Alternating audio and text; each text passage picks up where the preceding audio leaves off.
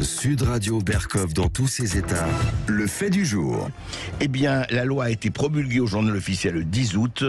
Un partenariat relatif à la sécurité de la Coupe du Monde au Qatar, eh bien, a été effectivement acté. Voilà, c'est-à-dire que ce qui va se passer, c'est que dès le début de la Coupe du Monde et pendant toute la durée de la Coupe du Monde, eh bien, on va avoir la police française qui va être là et qui va effectivement participer au maintien de l'ordre. Monsieur Olivier Cadic, bonjour. Bonjour. Bonjour, vous êtes sénateur Union centriste et rapporteur du projet de loi au Sénat sur cette coopération franco-qatarienne et le maintien de l'ordre. Alors, dites-moi, d'abord, c'est surtout, il s'agit de quoi dans cette mission qui a été actée, adoptée par le Parlement, votée, et ça consiste en quoi très exactement ? Mais c'est un peu une sorte d'offre de service de la France, de nature à couvrir l'ensemble des besoins de sécurité à l'occasion d'un grand événement sportif. Oui. C'est un accord qui prévoit que les actions de coopération seront essentiellement financées par la partie qatarienne. Mmh. Donc, pour bien comprendre en fait la problématique à laquelle les Qatariens sont confrontés, ils devraient accueillir jusqu'à 1,5 million de supporters pendant cette Coupe du Monde. Oui. Et pour avoir un parallèle, pour voir le défi, c'est que ce pays ne compte que 2,5 millions à peu près d'habitants. Oui, vous voulez dire que c'est la même proportion de la population, ou presque, c'est leur population entière qui va venir, quoi, de l'étranger. Ouais. C'est en plus, il y a 2,5 millions d'habitants, mais seulement 300 000 Qatariens sur les 2 millions. Ouais. Donc c'est 11 %. Donc à l'échelle de la France, il faut imaginer, c'est comme si nous, on avait 8 millions de Français et qu'on accueillait 60 millions d'étrangers, et qu'en plus, on accueillerait 40 millions d'étrangers supplémentaires pendant la Coupe du Monde. Ouais. Une forte concentration et donc des flux considérables. Donc c'est pour ça que effectivement le Qatar s'est tourné vers un certain nombre de partenaires, dont la France, pour les aider à gérer plusieurs choses comme la menace terroriste, le hooliganisme, les mouvements de foule, les cyberattaques. Tout ça nécessitait qu'effectivement ils aient des partenaires, d'autant plus qu'ils ont des problématiques liées à des raisons un peu culturelles. Ils ne sont pas habitués à gérer les questions de contrefaçon, la consommation d'alcool avec évidemment les gens qui en ont abusé, les déprédations qui suivent, éventuellement l'action d'organisations contestataires aussi. Donc ça aussi, ça fait partie des problématiques nouvelles pour le Qatar sur lesquelles ils ne sont pas familiers. Mais alors, monsieur le sénateur, est-ce que d'autres polices ou d'autres, effectivement, forces de l'ordre que celles de la police française seront présentes? Ou qu'il n'y a que la France qui va assurer pratiquement la quasi-totalité, avec, évidemment, les forces de l'ordre qatari, de la sécurité? Est-ce qu'il y a d'autres pays qui sont engagés? À ma connaissance, il y avait d'autres pays, il y avait d'autres États qui avaient été contactés, qui devaient les aider. Là, je n'ai pas la liste pour savoir avec qui ils ont concrétisé, mais il y a effectivement, la France ne sera pas la seule, n'a pas été la seule appelée pour je vous ai donné l'image, enfin l'échelle, c'est quand même assez énorme. Alors justement, mais par rapport à cela, aujourd'hui, des questions techniques précises. Le Qatar interdit l'alcool quand même, la consommation publique de l'alcool, si mes connaissances sont exactes. Pas dans les hôtels internationaux. Et déjà, vous pouvez en consommer. Et là, ils ont prévu que dans les fan zones, ce soit possible. D'accord, oui, mais d'accord, pour ne pas, effectivement. Alors, avant de parler de cela, je voudrais accueillir Jean-Christophe Couvi, donc qui est secrétaire national du syndicat Unité SGP Police, et avec vous, Olivier Cadic. Jean-Christophe Couvi, quel est votre sentiment sur cette participation importante, en tout cas, je ne sais pas qu'elle est exclusive, mais elle est importante, de la police française, enfin des forces de l'ordre, dans cette Coupe du Monde qui va être évidemment, et Olivier Cadic a bien montré l'importance des effectifs par rapport à ça, la population qui va venir par rapport à la population qatari. Quel est votre sentiment là-dessus, Jean-Christophe Couvi ? Bonjour. Écoutez, vous savez, la France a un certain niveau d'expertise qui est reconnu mondialement, alors notamment dans la gestion du maintien de l'ordre et des grands événements, même si effectivement on a été gratigné un petit peu le 28 mai dernier sur la finale de la Coupe de la Ligue, la Champions League. Ça, effectivement, ça a quand même fait du mal sur la résonance internationale.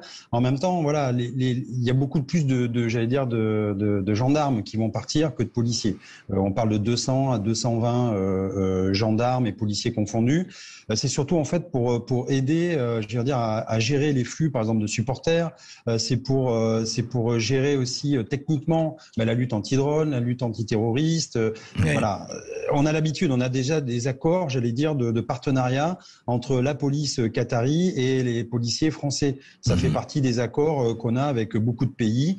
Et pour rebondir, par exemple, j'ai cru comprendre que le Maroc allait envoyer 6000 agents de la sûreté et de la gendarmerie marocaine. Donc, vous voyez, le rapport, nous, c'est vraiment plutôt un appui technique. On sait gérer les foules et on va donner des conseils d'experts plutôt que de faire, je vois, on va en venir, de faire la police des mœurs. Ça, c'est pas notre problème et ça sera pas du tout notre tasse de thé. Oui, parce que je voulais juste évoquer ceci, parce qu'il faut le dire aussi, effectivement, il faut savoir que, effectivement, tenue correcte exigée, les femmes porteront obligatoirement une tenue décente, couvrant les bras et les épaules, se garderont de tout geste déplacé. Une attitude suggestive, on est au Qatar, sera impitoyablement réprimée, conforme aux lois du pays, interdire les relations sexuelles, leur mariage et tout ça. Vous n'allez pas vous occuper de la question des mœurs dans cette histoire. Enfin, je parle des policiers et des gendarmes.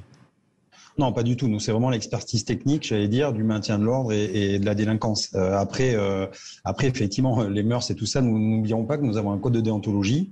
Il y a les lois de la République française qui s'appliquent d'ailleurs parce qu'il y a une protection qui a été mise en place entre justement le gouvernement qatari et la France pour que quelque part les policiers français soient couverts. Voilà, soient couverts parce qu'on n'a pas la même loi, la même justice. Et donc du coup, on a besoin d'accords bien précis et bien particuliers. Après, c'est la première fois effectivement que qu'un pays arabe organise une Coupe du Monde ou qui va faire, ça va être un melting pot des gens.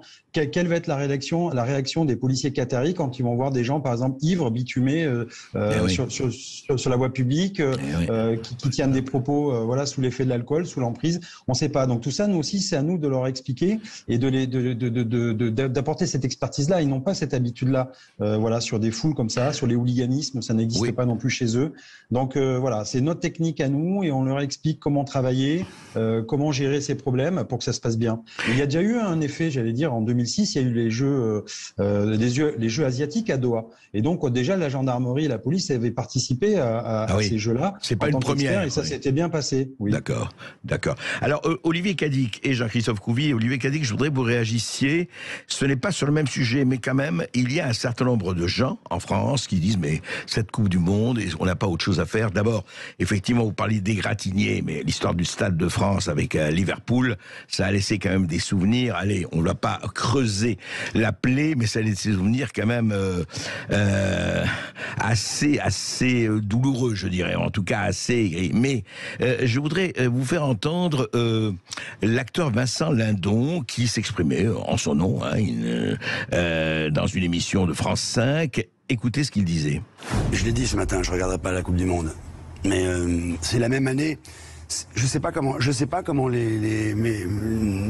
nos contemporains font pour arriver à comprendre quelque chose, à supporter de marcher la tête en bas, les pieds en l'air. On est dans un asile géant.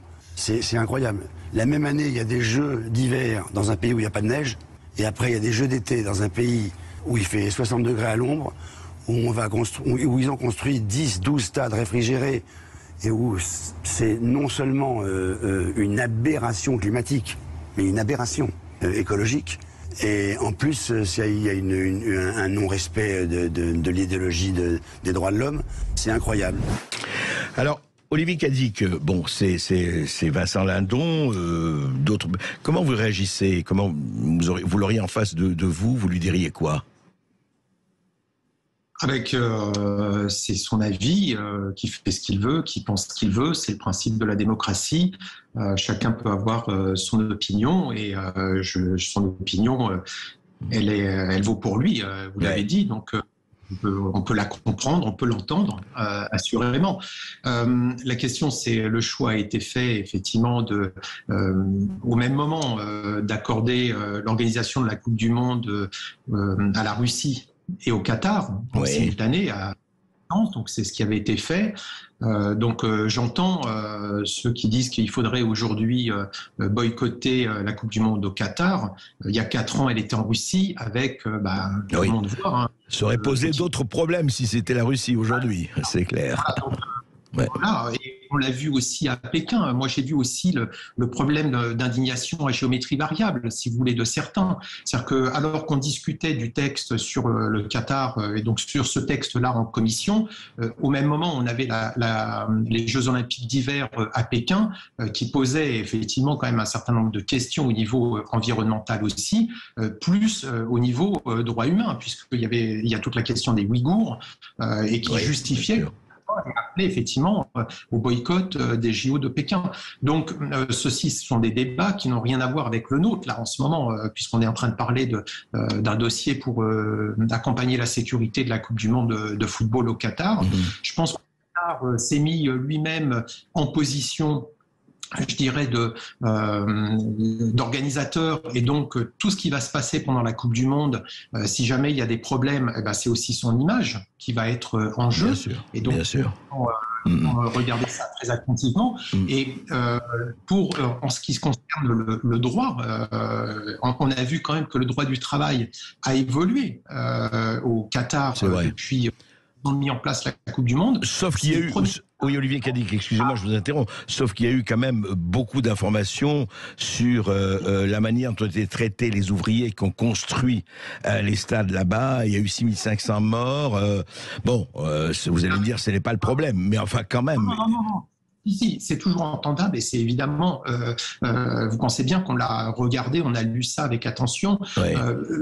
Regardons un peu, ça fait évoluer les choses. Le Qatar est devenu le premier État de la région à avoir abrogé le système de la kafala. Donc plus besoin d'un sponsor pour venir quand on est étranger au Qatar. Et d'autres pays du Golfe, du coup, ont suivi. Un salaire minimum a été mis en place pour les travailleurs expatriés non qualifiés. Donc ça, c'est des progrès et justement très important pour répondre et pour effectivement à ce que vous mettez en avant, puisque c'est un rapport d'Amnesty International qui a fait 6500 morts. Qui était quand même terrible. Ouais.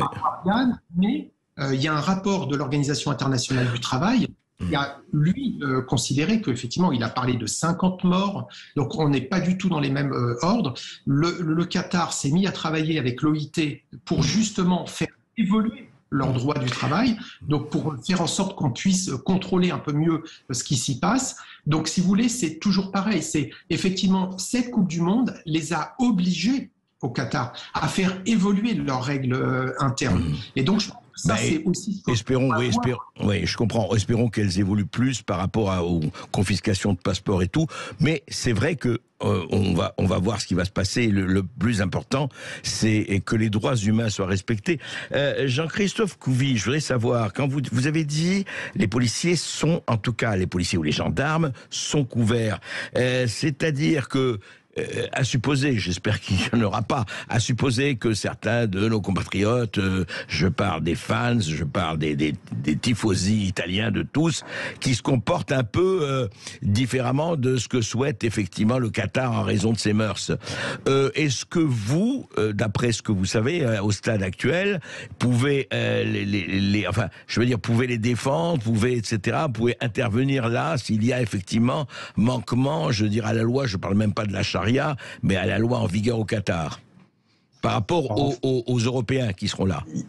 Alors, moi, je parle de la police. Il y a eu effectivement la police gendarmerie, il y a eu des accords juridiques pour vraiment couvrir les policiers et qui ne seront au cas où responsables que dans leur champ d'action que prévoient les lois de la République. Voilà, c'est clair, c'est net. C'est-à-dire vous répondez aux lois de la République française. Voilà. Exactement. Alors, il y a possibilité d'être assisté par un avocat s'il y a un souci, d'être confronté justement à s'il y a un belligérant qui nous accuse, etc., d'avoir une confrontation, de pouvoir se défendre. Enfin, tout ça, ça a été cadré, encore une fois. Je vous dis qu'il n'y a aucun policier gendarme qui seront sont, j'allais dire, fouettés en place publique parce qu'ils n'ont pas respecté telle ou telle façon. Voilà. Donc après, vous savez, je rebondis. La police française, c'est une police humaniste. Donc en fait, le fait d'aller faire aussi des missions dans des pays où effectivement il pourrait y avoir des reproches sur les droits de l'homme, c'est une façon aussi d'échanger avec nos homologues, leur expliquer comment nous on travaille dans des pays humanistes, comment on gère une délinquance, et ça les ouvre aussi, ça donne des ouvertures d'esprit. Donc on a deux solutions. C'est soit effectivement on dit on veut plus vous parler. C'est un embargo total et vous restez comme vous êtes et jamais vous n'évoluerez. Ou alors au contraire, on prend le pari aussi des fois d'aller expliquer notre position. Vous savez, l'important, comme on dit, c'est pas de convaincre, mais de donner à réfléchir. Donc voilà. Et petit à petit, on met des petites pièces et là il y aura un mélange de population et même la population qatari va voir comment le reste du monde évolue et ça peut aussi faire un lien entre les peuples. C'est vrai. En plus, il faut pas oublier, vous le savez tous les deux mieux que moi, c'est qu'il y a évidemment tout le côté affaires et intérêts. D'ailleurs, ça se passe dans tous les pays du monde. Les nations regardent leurs intérêts. Et avec le Qatar, il y a une foultitude, effectivement, d'accords, que ce soit au niveau des avions, que ce soit au niveau du PSG, etc. Donc, il y a beaucoup de choses. Espérons que ça se passe bien, mais surtout, que s'il y a des problèmes de manquement aux droits humains, qu'ils soient respectés, connus et médiatisés au bon sens du terme. En tout cas, merci de ces éclaircissements. Olivier Cadic, sénateur Union centriste, et Jean-Christophe Couvi, secrétaire national du syndicat Unité SGP Police. On suivra évidemment la Coupe du Monde et ceux qui boycotteront. Il n'y a pas de problème. Et on se retrouve... C'est la liberté. Oui, exactement. Et on se retrouve, nous, dans quelques instants pour accueillir Dimitri Pavlenko. C'est le face-à-face du jour. On va parler du pouvoir d'achat avec son dernier livre, Combien ça va nous coûter, aux éditions Plomb. Et bien entendu, comme toujours, on attendra vos réactions, vos témoignages à ce sujet ou à tous les autres qu'on a traités aujourd'hui. 0826 300 300.